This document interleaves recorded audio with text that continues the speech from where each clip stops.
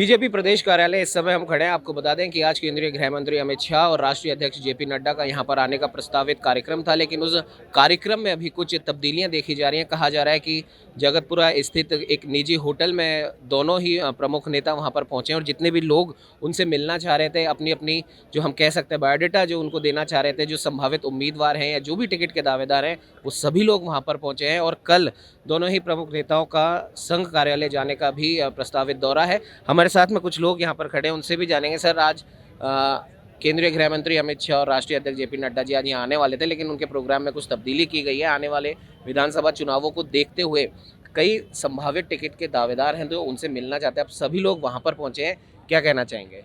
देखिए, चुनाव में लगभग 2 माह बचे हैं और हमारे केंद्रीय नेतृत्व और प्रदेश नेतृत्व एक साथ बैठ के टिकट पे मंथन करना चाहते हैं, इसलिए उन्होंने जगह पे तब्दीली की होगी। कोई कारण रहा होगा या भीड़ को देखते हुए चुनावी टाइम है तो लोग अधिक संख्या में यहाँ पहुँच रहे हैं और सब अपनी अपनी दावेदारी जताने की कोशिश करेंगे, इसलिए उनको टिकट फाइनल करने हैं और महत्वपूर्ण बिंदुओं पे निर्णय लेना है। ऐसी स्थिति में जगह बदलना कोई बड़ा विषय नहीं है। विषय सबसे बड़ा यह है कि भारतीय जनता पार्टी की सरकार राजस्थान में कैसे बने और भारी बहुमत की सरकार। मैं आपसे कह देना चाहता हूं कि गहलोत सरकार के पीछे पब्लिक का मन इतना खराब है, कुशासन हो, भ्रष्टाचार हो, दलित अत्याचार हो, महिलाओं पे अत्याचार हो, किसानों पे अत्याचार हो, युवा बेरोजगारों पे अत्याचार हो, पब्लिक अगर कल आप वोटिंग करवा दें तो लगभग 150 सीटों के साथ भारतीय जनता पार्टी स्पष्ट बहुमत के साथ सरकार बनाने वाली है, इसमें कोई संदेह नहीं है। और गहलोत साहब और राहुल साहब इतने घबराए हुए हैं।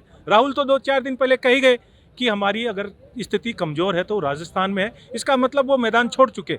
और भारतीय जनता पार्टी का कार्यकर्ता कमर कस के खड़ा है। हम 2-2-4 करेंगे, गलतफहमी के शिकार हैं कि हम सरकार रिपीट करेंगे। हम ब्याज के साथ बदला लेने वाले हैं, सूद के साथ हम इनसे बदला लेंगे 2018 का, और भारतीय जनता पार्टी की सरकार हम बनाने वाले हैं। बिल्कुल, हमारे साथ में हामिद जी भी यहाँ पर खड़े हैं। हामिद जी, जिस प्रकार से अभी भाई साहब ने भी कहा कि सूद समेत इनसे बदला लेंगे, और जिस प्रकार से देखा जा रहा है कि बीजेपी अब एकदम से एक्टिव मोड में आ चुकी है। प्रधानमंत्री नरेंद्र मोदी के दौरे के बाद पीएम मोदी जो जोश भर के गए हैं राजस्थान के हर एक कार्यकर्ता के दिल में, वो कहीं ना कहीं अब यहाँ पर भी देखा जा रहा है। क्या कहेंगे? देखिए, परिवर्तन संकल्प यात्रा में जिस तरह से पूरे राजस्थान के लोग देश के प्रधानमंत्री आदरणीय नरेंद्र मोदी जी को सुनने के लिए जयपुर आए, एक माहौल क्रिएट हो गया कि राजस्थान के अंदर अब परिवर्तन होना तय है। और उन्होंने भी कहा था कि तय है। और ये जो आज जिस तरह का माहौल राजस्थान के अंदर बन रहा है, राजस्थान के अंदर भारतीय जनता पार्टी की सरकार बनने जा रही है, क्योंकि इस कुशासन से छुट्टी चाहते हैं, इससे छुटकारा चाहते हैं। यहाँ की जो आम जनता है, क्योंकि यहाँ पर जो हमारी महिलाएं बहन बेटी हैं वो सुरक्षित नहीं हैं। आए दिन जिस तरह की जो घटनाएं होती हैं, आप लोगों के माध्यम से देखने को मिलता है, जिस तरह की घटनाएं होती हैं। राजस्थान के मुख्यमंत्री जो गृह मंत्री भी हैं, उन्होंने जिस तरह से राजस्थान का नाम शर्मसार किया है, और राजस्थान की जनता ने अब मन बना लिया है कि इस बहरूपीय सरकार को उखाड़ फेंकने का काम राजस्थान की जनता करने वाली है। बिल्कुल, जिस प्रकार से आपने सुना कि अब राजस्थान की जनता इनके हिसाब से अब इस सरकार को बदलने का काम करने वाली है। कुछ राजस्थान के हर एक एरिया से यहाँ पर लोग मौजूद हैं। सर, कहाँ से आप आए हैं और अब आने वाले विधानसभा चुनावों में बीजेपी की जो तैयारियाँ यहाँ पर चल रही हैं उसे लेकर आप क्या कहेंगे?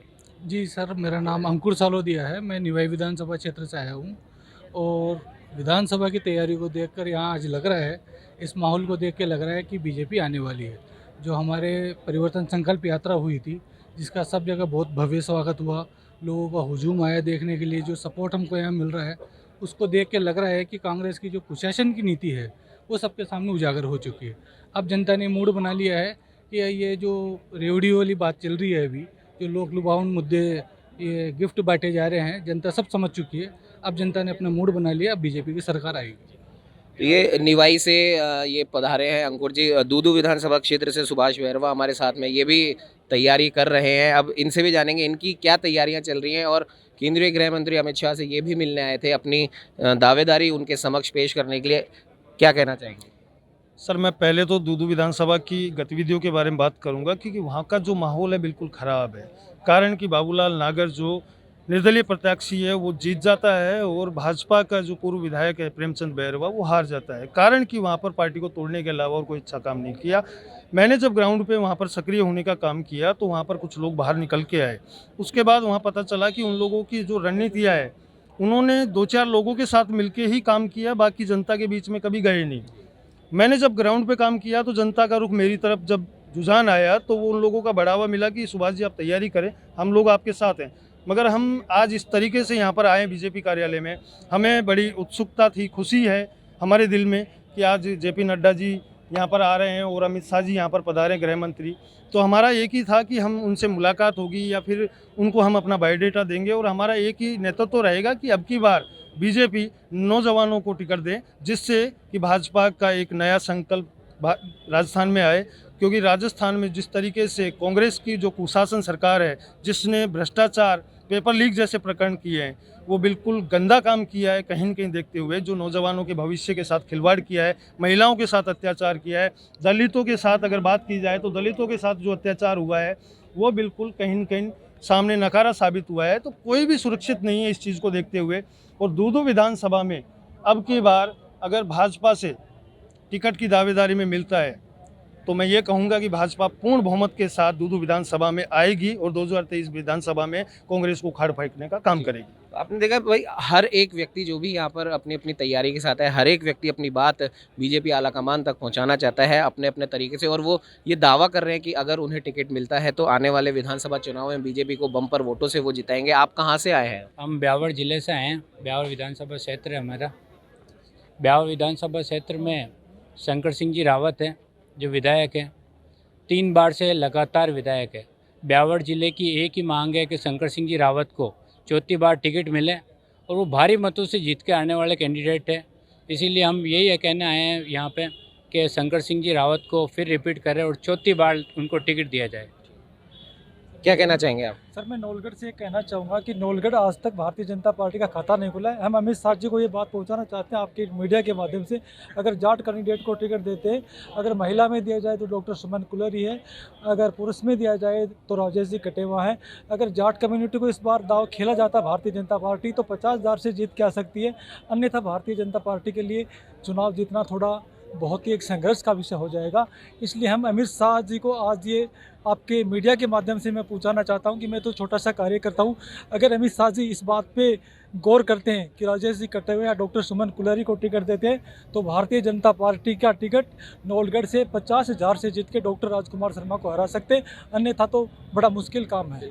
हर एक समर्थक चाहता है कि उनके उम्मीदवार को टिकट मिले, और इसी दौड़ धूप में ये सुबह से यहाँ पर डटे हुए, कई दिनों से यहाँ पर डटे हुए हैं अपने जो भी इनके जो संभावित उम्मीदवार हैं उनको टिकट दिलाने की दौड़ में। आप कहाँ से आए, क्या कहना चाहेंगे? मैं ब्यावर जिले से आया हूँ। हम तो यही मांग करना है कि राजस्थान के अंदर हमारी पूर्व मुख्यमंत्री जी को राजस्थान में प्रोजेक्ट मुख्यमंत्री के रूप में करें तो कम से कम भारतीय जनता पार्टी की 170 सीटें आएगी सब, अगर मुख्यमंत्री वसुंधरा राजे को ये जो प्रोजेक्ट करते हैं। इसी मांग को लेकर तो आपने देखा जिस प्रकार से कई लोग यहाँ पर मौजूद हैं अपनी अपनी मांगों को लेकर, और जैसा कि हमने आपको पहले भी बताया कि कई दिनों से ये लोग अपने अपने बायोडाटा लेकर यहाँ पर इस बात का इंतज़ार कर रहे हैं कि उनके जो भी उनके उम्मीदवार हैं या तो उन्हें टिकट मिले और उसके बाद में बीजेपी बम्पर वोटों से उनके प्रदेश में जीतेगी। और शायद इसीलिए आज खुद केंद्रीय गृह मंत्री अमित शाह और राष्ट्रीय अध्यक्ष जेपी नड्डा आए हैं। जो भी संभावित उम्मीदवार हैं वो उनसे मिलेंगे, उनकी बात जानेंगे और क्या कुछ उनके एरिया में जो समीकरण बैठते हैं, अगर वो जिताऊ उम्मीदवार होंगे